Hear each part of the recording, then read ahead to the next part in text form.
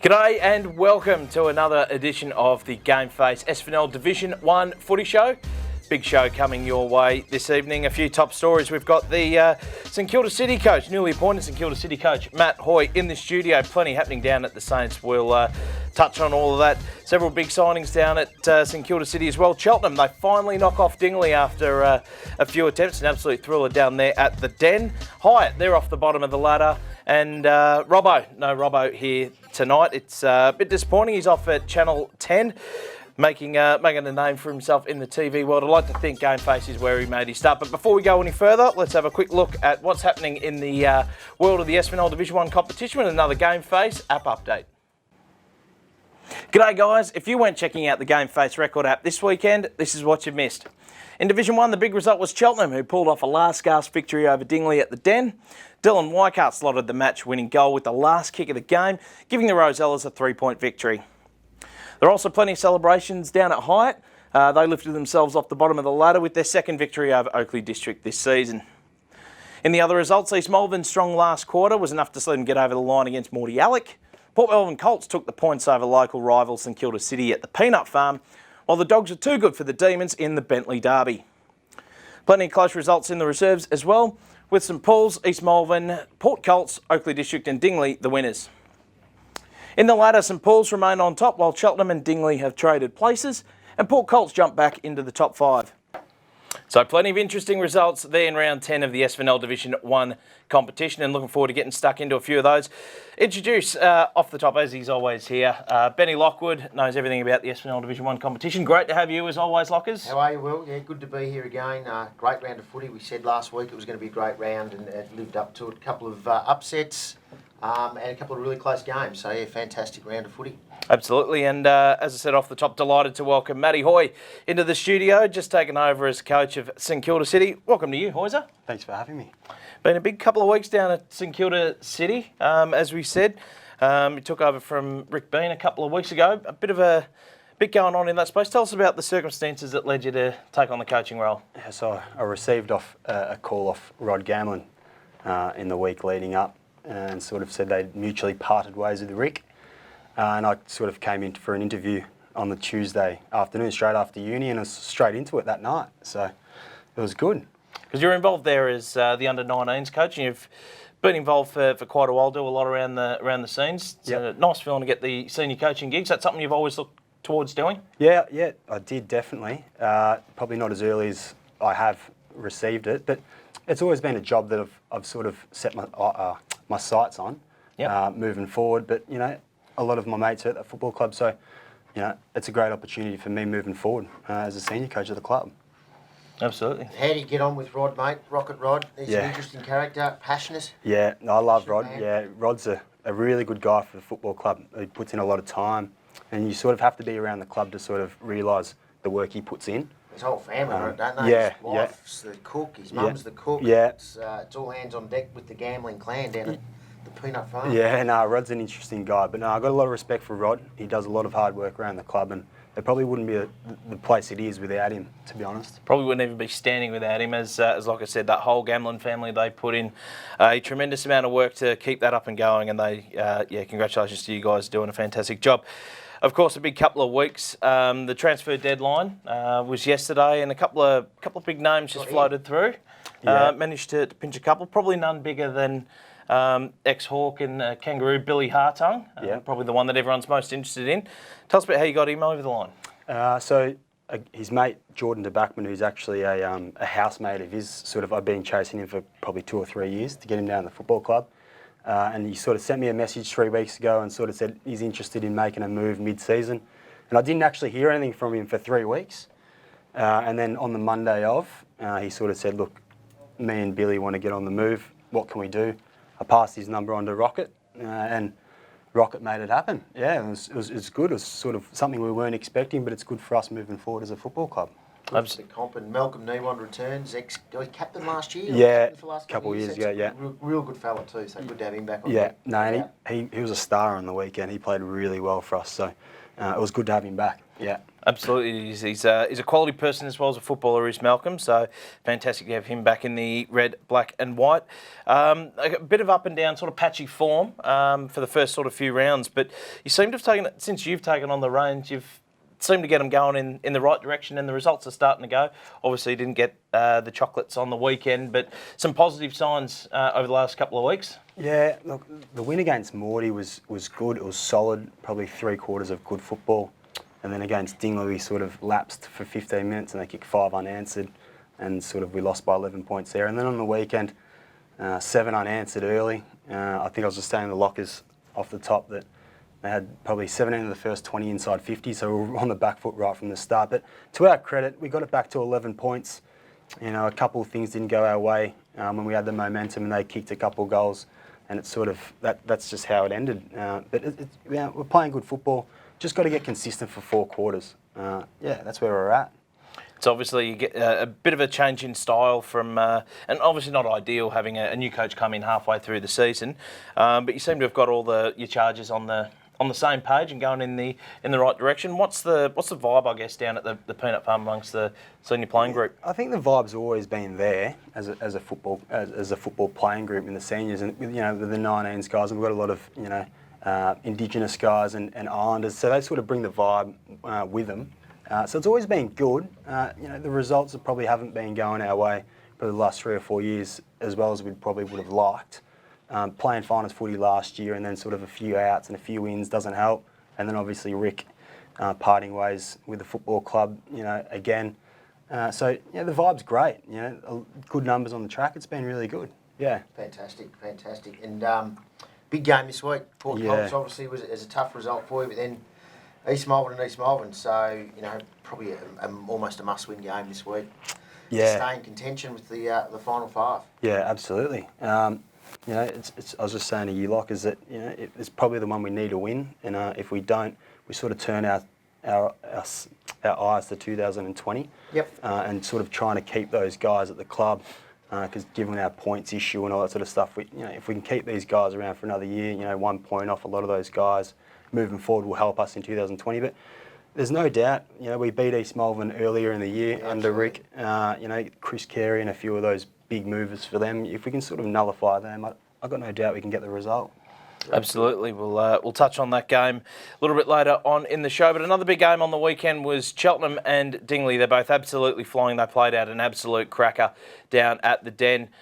We've seen Cheltenham, they've run Dingley a few times very, very close, Lockers, and been in cases so close but no cigar, but they finally got the chocolates on the weekend. Yeah, they would have been happy. I think you followed it on the GameFace app. It actually had Dingley winning right up to the last second. Basically, it was like 5 minutes after the game before the app updated, and you saw it must have been a late goal. It was basically 8 seconds to go. Ball came back into the centre, ball up, and the sign went straight away. So yeah, unreal win for Chelt. Bit of controversy, I believe. I don't think the people in the Den at Dingoes weren't real happy because it had basically 50-metre penalty paid to Dylan Weikart. Took him to the goal line to seal the game. So apparently there's a little bit of excitement after the game, but that's footy. That happens. Yep. No, it is what it is. They're both good sides, and what it does now, Chelt, it actually guarantees they're going to be top 3, probably play finals, and it's a great result for them. Chelt were behind all day, 1 goal 10, I think, at half time, which absolutely. is pretty ordinary kicking, but very good from their point of view that they're able to turn that around, get on a bit of a roll in the second half, and 5 goals in the last quarter to pinch it.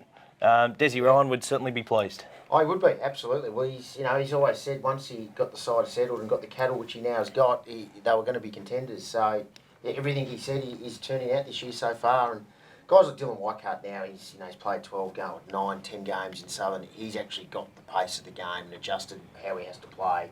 And he's now star of the competition, no doubt. He was great again on the weekend. Plays inside, outside. He's got a really good mix of what style to play each week for them. And they're good kids. Yep. Really good kids. They run.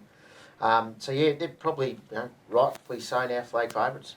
What are your thoughts? He's just called them flag favourites, Matty. But they're 2 very good sides. Where do you think they sit, and who would you say at the moment is the team to beat? Yeah, look, we're probably on the receiving end of a big loss against Cheltenham earlier in the year, and then obviously going down against Dingley only the other week. I think any side that's coached by Shane Morwood sort of comes into finals contention as favourites, especially in the position they're in. Couple of injuries, if they can get them back on the track and fit and fire, and I think it will be a Cheltenham-Dingley grand final. Either way, who knows? But I'll probably take Dingley for me. Yep, that's fair enough. They've been there, done that on the biggest stage multiple times before, so you'd have to back them in when the whips are cracking. That's for sure. Hyatt, they got a long overdue win on the weekend as well, which is great to see. A bit of a relegation battle. They played Oakley District, and they beat them again. What does that say about both sides? Well, it makes it exciting, doesn't it? So, Oakley put themselves in a tough position now where they're going to have to beat one or two sides above them on the ladder. It does show Division 1 Southern Footy is in a really healthy state when these sides, they're not that bad. They're not getting smashed each week. They're competitive week in, week out generally. It's probably a bit of a surprise. We all know Hyde have got a lot of injuries at the minute, but they've overcome their injuries. And so young Swift kicked another 4 goals, so he's in rip and nick for him. And, well-deserved win. 2 weeks in a row, he's got a bag of 4, and up the other end, Jakey Mellon booted 4 as well. But it certainly makes it interesting in the relegation battle. 2 sides locked in it. There's probably a bit of a gap now to the sides above them, so those 2 are the sides in it. And just looking at the other results, St Paul's, they knocked off Bentley probably as expected, and East Malvern defeated Morty with Chris Carey playing a fair bit forward. Yeah, he played a fair bit forward on the weekend. Really heavy conditions out at East Malvern, mate, so you'll have to put up with them. The middle is absolutely 6 foot underwater at East Malvern at the moment, so take your flippers. I think Chris Carey's had a long season. He hasn't missed a game. He plays generally 80-90% of the time in the ruck. We know he played interleague for Southern, then he played in the Vic Metro under 25 games. So he actually probably just doing it to give him a little bit of mid-season recovery to make sure he's up and firing at the right time of the year, because we all know how critical he is for the side. With him, that's a bit of a 1-2 show with him and young Paul Fry again, who's again had another great game on the weekend. So he'll be back in the ruck, but it's good that they can put someone else in there and give him a rest. Yeah, absolutely. Let's just want to give a quick shout out now to the team at Bendigo Bank, Caulfield Park. I mean, they do some fantastic work for the community, but they're big supporters of the GameFace's coverage of SFNL Footy, which is absolutely fantastic. 80% of their profits, would you believe, go back to the local community. 80% of their profits. Banks just make give money, it back. Yeah. Certainly do, and they give it all, and they give most of it back, which is very good, which is absolutely tremendous. So, if you'd like to show your appreciation for the great work that Bendigo Bank do for the local community, make sure you change your banking over to them now. GameFace already have; they're with them. They all of our banking's done through them, and to Jiggy and the team, they do a fantastic job. So, make sure you get around them.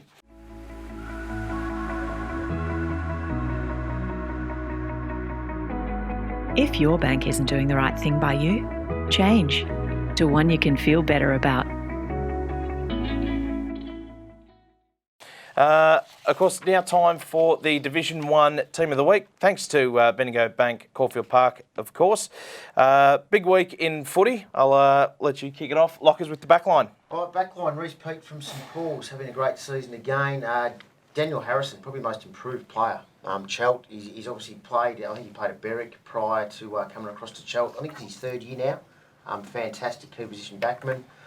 Luke, is it Garneau? Is that how you say it? Luke Garneau in the back pocket for Chelt also. He was. He's having an outstanding year, that young fella. Yeah, really one to look at. Jack Worrell, the Cheltenham captain, on the halfback flank. He's having an outstanding season as well. Big Sauce Lonergan at centre halfback, and Sammy Haslam from Morty. A dirty day for them, but he's been one of their more consistent performers. Yeah, absolutely. He's probably only played the last 4 or 5 games, but he's found the tempo, and he's going really, really well for Morty. Outstanding on the weekend again. Wings, Adam Collinson, great to see him back. Young fella from East Malvern. He's had an injury-interrupted year. He sort of finished off last year under an injury cloud. He is a very good player, Matty. Watch out for him this week. He would be the quickest player in Southern, without doubt. Got great wheels. Lewis Minton, all in the middle, long sleeve number 3 for Port Colts, very good player, super consistent. And Cole Parsons from Chelt. Actually just watched the tape of that game, and he was fantastic again on the weekend for the Rosellas. The half-forward flank, Matt Cranborg, I reckon he's just about made that spot his own. He is an absolute bona fide star of the competition, don't worry about that. Harrison Hunt from St Paul's as well. He's been in great form. He and our mate Mackenzie Bristow from East Malvern, they just wax that position week on week. So they're outstanding players. And Ed Turner from Hyatt, the wily veteran, had a great afternoon. Continues to get it done. Forward line, we've picked Chris Carey in the forward pocket this week, so he played a fair bit there on the weekend, and it is always good and great forward stoppage player. Jake Mullen, another 4 goals on the weekend, 4 out of, I think, 7 or 8 they kicked. 7, so yep. Kicking half their score, and as we've already sung his praises, Josh Swift from Hyatt with another 4-goal performance. It hasn't been too often. We've seen a couple of Hyatt blokes in the starting 18, so good win on the weekend, and well done to you blokes for getting selected in the rucks. Matty Dalla Libera, the monster from Port Melbourne Colts. He is a serious player, no doubt about that. Chris DeLuca, Port Colts as well in the guts, and Jack Hammond, the co-captain from East Malvern. Bit of a run with roll on the weekend. Played on Ryan Semmel, and look, for my reports, kept Ryan Semmel pretty cool. Ryan Semmel's still got the footy. He's a quality player, we know that. But Jack did a really good job, negated, and was able to win a fair bit of the footy himself. So, yeah, deserving that spot this week. Interchange bench, Roland DeBarzi from Bentley. Charlie O'Neill, who's a very good player from Hyde. Him. Danny Ades, he's been in the 22, I think, nearly every week, bar 1 or 2 again. He just gets better and better with age, Danny. And your big fella, Nick Perry. Good player, very good player. Heart and soul, tough. Seems like a really, really nice guy. So he's got a spot in the ruck, and we've just got to keep him going for this week. Yeah, no, he's a good worker, Nick. He takes a lot of the workload on week in, week out. He does a good job. No, terrific effort. An old mate of mine from back in my Caulfield days, and I was rapt to see him get the captaincy. Only a young fella. How's he coping with the burdens, I guess, of senior captaincy and leadership? Nick's got a lot of respect from a lot of the guys around the football club. He's a big lad. He's got big pipes, real strapping type of guy, and he's a really good talker, good leader around the group. He's probably a perfect captain for the St Kilda City Football Club. He's young. His intentions with us moving forward. So I reckon he'll probably be a long-term leader of the football club, and we'd love to keep him around. So he's doing really well. Yeah, fantastic. Because really, when you got him from Bentley, he was playing probably twos for Bentley. So he's obviously too good to play twos. He's proven that. He's been a really, really good player. 3rd year now at City. So and he's recovered well. He had a motorbike accident summer or last year or something, didn't he? So it shows he's got good character to come back from something like that. You could easily walk away from footy, but really good result for Nick. I don't think that was the most intense part of that whole ordeal. My mail is that when he told Rocket what he'd done and the injury he sustained, the spray was worse than the actual injury. Rocket doesn't give anyone a spray. What are you talking about? I could hear him from Morty Alec on Saturday when he got upset. No, he's a good guy, and he does look like the Chesty Bonds guy as well, does Nick Perry, so good to see him doing well.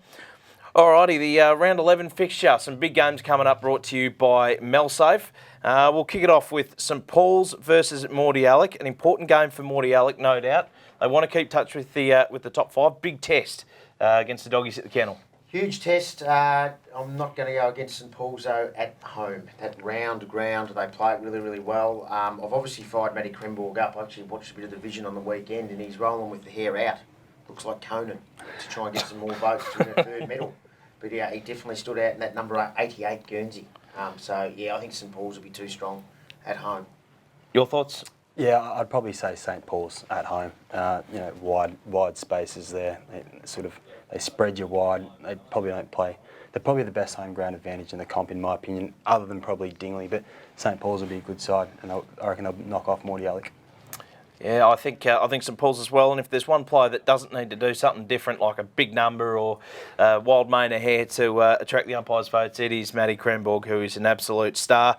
Moving on to East Malvern versus St Kilda City, a big game there for both sides. Obviously, East Malvern looking for that double chance, and St Kilda City, as we said, big opportunity here to keep themselves in that race for 5th spot. How are you seeing that one pan out, Matty? Yeah, look, it's a 8-point game for St Kilda City, essentially. I think it is for both sides, to be honest, because you look at East Malvern too, and maybe if form goes the way we're saying, St Paul's beat Morty Alec and East Malvern do get over you guys, they're going to get that gap. They're going to basically solidify themselves in that final 5. So in a game for you guys, you need to keep in touch. You're right there. So this is the most important game of the week, without doubt, for various reasons. Yeah, absolutely. Yeah. Look, I think we've got enough running power to go with East Malvern. They move the ball pretty quick.